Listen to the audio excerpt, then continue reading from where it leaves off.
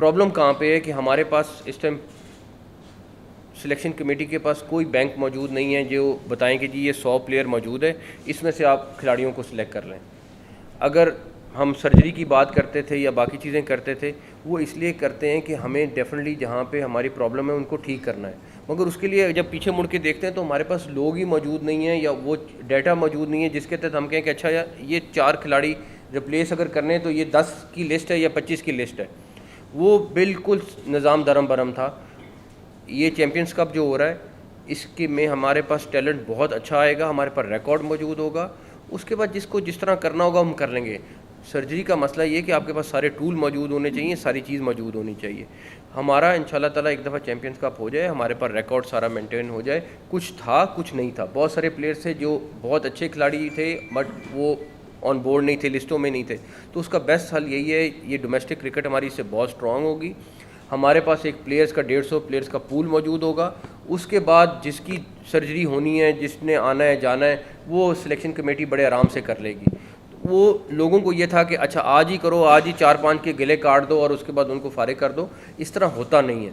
मेरे पास कम से कम जो सिलेक्शन कमेटी है उसके पास कम से कम बैकअप पे लोग मौजूद हों, सामने रिकॉर्ड मौजूद हो, और कल को आपके पास, अभी मैं आपको एक चीज़ बता दूं, ये जो 150 बंदा भी सिलेक्ट हुआ है 80% उसमें कंप्यूटर का रोल है, 20% ह्यूमन हैंड है, और वो एक एक कोई बंदा चैलेंज नहीं कर सकता, जहाँ मर्जी चले जाए। आपके साथ आई थिंक जब ये फाइनल करेंगे तो आपके साथ शेयर करेंगे ताकि, और मैं कहूँगा कि अगर कहीं पे कोई लेफ़्ट राइट हुआ है तो आप मुझे बताएं, लेकिन मैं आपको दावा कर सकता हूँ कि 80% जो उसमें स्कोरिंग हुई है वो स्कोरिंग कंप्यूटर ने की है। हर एक का रिकॉर्ड है, सारा कुछ। डेफिनेटली कोई इंजरी हो जाती है, वो नहीं खेल सक रहा होता, तो उसको एडजस्ट करने के लिए 20% मार्क्स हमने दिए थे जो हमारे सिलेक्शन कमेटी के लोगों के थे।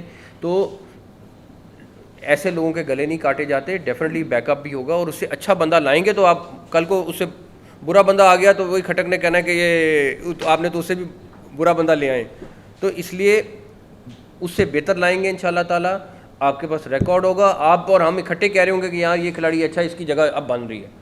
देखिए बात ये है कि हमारे पास बैकअप पे प्लेयर्स आते हैं। चैम्पियंस कप ख़त्म हो जाएगा सितंबर के एंड में ख़त्म हो जाएगा। आपके पास, हमारे पास, सबके पास रिकॉर्ड मौजूद होगा।